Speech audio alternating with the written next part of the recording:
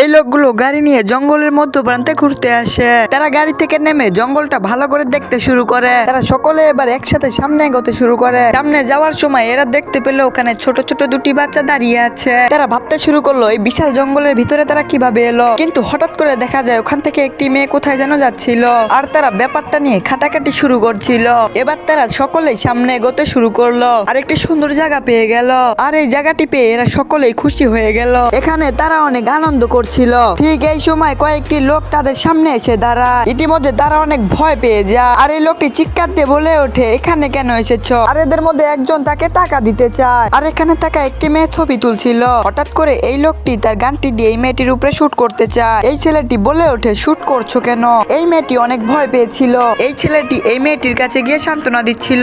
এখানে কি এমন রহস্য রয়েছে তা দেখতে পার্ট 2 লিখে আমার কমেন্ট বক্সে কমেন্ট করেন। আর হ্যাঁ, আমাদের চ্যানেলটি অবশ্যই সাবস্ক্রাইব করবেন।